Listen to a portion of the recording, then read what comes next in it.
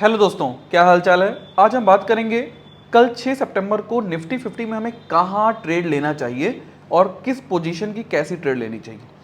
सबसे पहले तो हम आपको एक बात दिखा दें, आज निफ्टी 50 गैप अप हुआ था, लेकिन गैप अप होने के बाद में अपने हाईज को होल्ड नहीं कर पाया और वहाँ से सेलिंग आ गई थी। लास्ट वीडियो अगर आप हमारा देखेंगे तो उसमें हमने डिस्कस भी किया था कैसे 25 टू 78 और 80 के आसपास एक हैवी रेजिस्टेंस मार्केट में बैठा हुआ है। इस बारे में हमने आपसे डिस्कशन भी किया था। मतलब बेसिकली हम कहना ये चाहते हैं कि 280 पर एक हैवी रेजिस्टेंस था जिसका सम्मान मार्केट ने किया और मार्केट वहाँ से लौट गया। देखिए दोस्तों, अब आपको एक बात समझाना चाहूँगा, जो मेजर ट्रेंड है, क्या है मेजर ट्रेंड, वो अभी भी निफ्टी का बुलिश है। एक बात इसको समझिएगा। लेकिन निफ्टी ने कंटिन्यूअसली 2 कंप्लीट रेड कैंडल दी है और बहुत कम शेडो के साथ दी है। इसका मतलब ये होता है कि निफ्टी में बेयर्स एक्टिव हो गए हैं। इसका मतलब ये नहीं होता है कि बेयर्स ने पूरा कंट्रोल कर लिया है, बेयर्स एक्टिव हो गए हैं, लेकिन अगर मेजर ट्रेंड की बात करें तो वो अभी भी बुलिश है। ठीक, तो सवाल उठता है कि हमें इसमें ट्रेड लेनी कैसे चाहिए। देखिए, नंबर एक बात हमने कहा, मेजर ट्रेंड अगर बुलिश है तो अगर आप इसमें शॉर्ट की कोई पोजीशन बना रहे हो, मतलब आपको लग रहा है कि मार्केट गिरेगा, तो आप गलती कर रहे हो। क्यों? क्योंकि मैंने ये गलतियां बहुत की हुई हैं पहले। मुझे लगता था कि मार्केट अब ऊपर भाग चुका है और यहां से अब थोड़ा करेक्शन आएगा, वो और ऊपर चला जाता है। मैं ट्रेड लेता था, तुरंत मेरे को प्रॉफिट दिखता था, बट वो प्रॉफिट थोड़ी देर बाद गायब और कंप्लीट रेड, पूरी लालिमा छा जाती है पोर्टफोलियो में। क्यों? क्योंकि मैं बना हूं पुट साइड में और मार्केट का मेजर ट्रेंड क्या था, कॉल साइड की तरफ। जैसे ही मैंने ट्रेड ली, कुछ समय तो वो पुट की तरफ गया, नीचे गिरा, लेकिन वापस से buying I, major trend continue हुआ और वो फिर ऊपर ले गया उसको। जिस वजह से मैक्सिमम टाइम मुझे लॉस होता है, क्योंकि एक ह्यूमन साइकोलॉजी है, हम मार्केट के अगेंस्ट खड़े होने की कोशिश करते हैं और ये सबसे गलत है। अब सवाल, हमें ये भी नहीं पता है कि क्या ये नए ट्रेंड की शुरुआत है। उसके लिए हमें काफी सारे कंफर्मेशंस की जरूरत होती है, तो उन कंफर्मेशंस के लिए हमें वेट करना चाहिए। तो हमें पुट साइड ट्रेड की अपॉर्चुनिटीज नहीं ढूंढनी चाहिए। मैं आपको पर्सनली ये सलाह दूंगा कि प्लीज पुट साइड की, आपको अगर दिख भी रहा हो कि मार्केट गिर रहा है, फिर भी पुट साइड पे काम मत कीजिएगा, क्योंकि अगर मार्केट वहां से रिवर्स हो गया तो आप सिर्फ स्टॉप लॉस हिट कराओगे या फिर आप होप में बैठे रह जाओगे, पूरा हफ्ता आपका अगला निकल जाएगा। इसलिए कृपया करके ट्रेंड पे काम कीजिए। अब एक बात और समझाने की कोशिश करूंगा मैं आपको, सपोर्ट क्या है जहां पे हमें काम करने की कोशिश करनी चाहिए कल के लिए मार्केट में। तो देखिए, एक पॉइंट निकल के आएगा जिसके बारे में हमने कल भी डिस्कशन किया था, क्या 25,080 का, और दूसरा एक पॉइंट निकल के आएगा 24,900 का। ये दो एक ऐसे लेवल हैं जहां से मार्केट लौट सकता है। अभी भी अगर मार्केट 2580 को कल टच करके रिवर्सल देता है तो आप इन द मनी की ट्रेड ले सकते हैं विद स्टॉप लॉस। आपका रहेगा कितने का, यही लेवल 25080 के। लेकिन अगर मान लेते हैं ये लेवल ब्रेक हो गए तो अगला जो लेवल हो सकता है, जरूरी नहीं है मार्केट वहां तक आए ही आए, ब्रेक होने के बाद हो सकता है बीच से लौट जाए, लेकिन मान लेते हैं मार्केट गिर रहा था, आपको लगा कि सर ने बोला था 25,080 के नीचे मार्केट 24,900 के पास तक आएगा और आप पुट साइड में घुस गए। मैंने नहीं बोला था दोस्त, मैं बार बार कह रहा हूं, पुट साइड पे हम तब तक काम नहीं करेंगे जब तक मार्केट का ट्रेंड पुट साइड के लिए ना कहे। अगर मार्केट मान लेते हैं कि 25,080 के नीचे आता है तो हम वेट करेंगे, या तो ये टच करके वापस जाए तब हम ट्रेड लेंगे, अदरवाइज जयराम जी की मार्केट बंद करके सो जाइए।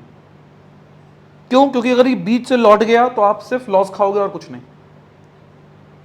बात समझ रहे हैं मेरी? तो इसलिए हमें कॉल साइड में ही काम करना चाहिए फिलहाल के लिए।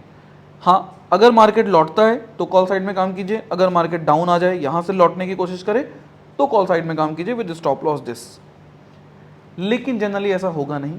प्रॉब्लम यह है कि ये एक सपोर्ट जिंदा है अभी मार्केट में 25,080 का। जब तक ये जिंदा रहेगा मार्केट नहीं नीचे जाएगा, ठीक है। लेकिन हमें और भी चीज़ों को समझने की कोशिश करनी चाहिए। ये तो निफ्टी हो गया, निफ्टी हालांकि ट्रेड नहीं होता है, निफ्टी बीट्स ट्रेड होगा या तो फ्यूचर्स ट्रेड होंगे, तो उस पर जरा सा हम काम करने की कोशिश करेंगे। हम आपके सामने सितंबर फ्यूचर पे देखेंगे कि कहाँ पे पोजीशन बनाई गई है। आज सितंबर ये जो आपके सामने आ रहा है ये है दोस्तों 26 सितंबर का फ्यूचर। और आज देखिएगा जरा इसको ध्यान से, जब ये ओपन हुआ था तो अपर शेडो हल्की सी है, मतलब यहाँ पे एक बार बायर आए थे बट वो सडनली गायब हो गए थे और फिर सेलर ने कंट्रोल कर लिया था मार्केट को। ठीक, मतलब 26 सितंबर पे थोड़ा सा एक बार शुरुआत होते ही मार्केट में बायर एक्टिव हुए थे। वो रीज़न क्या था, मैंने आपको कल भी कहा था कि जिन्होंने शॉर्ट बनाई थी कल उनको लॉस होगा, अगर मार्केट गैप अप खोलेगा तो वो निकलने की कोशिश करेंगे। आप वीडियो देख सकते हैं एक बार। उसके अंदर मैंने आपसे क्लियरली कहा था कि ये एक डर रहेगा और वो डर हमको साफ साफ दिखाई दे रहा है इस शेडो के फॉर्म में, और उस शेडो के फॉर्म में वो लोग निकल गए। उसके बाद मार्केट गिरा और उन्होंने दोबारा से शॉर्ट बनाई, इसी वजह से वॉल्यूम बहुत ज़्यादा कम है। मतलब कह सकते हैं कि प्रीवियस डे से वॉल्यूम कम आने का रीज़न यही होगा कि ज़्यादा ट्रेड नहीं हुई है आज। जिन लोगों ने एग्जिट किया था उन्होंने नए शॉट्स फिर से बना लिए, नंबर एक बात। नंबर दो, कुछ नए शॉट्स और बने हैं। ऑलरेडी जिन लोगों ने यहाँ पे शॉर्ट कर रखा है उनको कोई टेंशन नहीं है, क्योंकि वो ऑलरेडी प्रॉफिट में चल रहे हैं और वो मस्त चिल कर रहे हैं। क्लियर, क्योंकि वो प्रॉफिट में चल रहे हैं। भाई लड़ाई तब ना करेंगे जब उनको लॉस दिखाई देगा, अभी उनको क्या ही टेंशन है, मार्केट नीचे जा रहा है जाने दो, उनका शॉर्ट पोजीशन ऑलरेडी प्रॉफिट में है। क्योंकि ये तो हो गई बात किसकी, 26 सितंबर की। लेकिन अगर हम अगले वीक को देखें, जो बड़े ट्रेडर्स हैं वो कहाँ बैठते हैं, तो वो जनरली तीनों पे बैठेंगे। किस पे, सितंबर, अक्टूबर, नवंबर, तीनों फ्यूचर्स पे बैठते हैं। जब आप बड़े फ्यूचर को देखोगे तो ध्यान से देखो, इसके अंदर अपर शैडो नहीं दिखाई दे रही है। क्या दिखाई दे रही है आपको? इसका मतलब क्या है कि इसके अंदर जो बैठा था बंदा, उसको ये बात क्लियर थी कि मार्केट बढ़ेगा नहीं, और मार्केट खुलते ही पहली ट्रेड जो इसने ली थी, दिन की अपनी फर्स्ट ट्रेड, वो भी उसने क्या किया था, फर्स्ट ट्रेड भी उसने डाउन साइड की ली थी, मतलब मार्केट को शॉर्ट करना शुरू किया था। और ये बात हमको ये बता रहा है कि मार्केट में बेयर एक्टिव हो चुके हैं, सचेत हो जाइए। तो अब हमें मार्केट में कल कॉल साइड की ट्रेड लेनी चाहिए, तो कहां लेनी चाहिए उस पर डिस्कशन करते हैं। देखिए, एक तो मैंने बताया अगर रिकवरी होती है तो वहां पे ले सकते हैं, यहाँ 50 से 100 पॉइंट मिल जाएंगे आपको।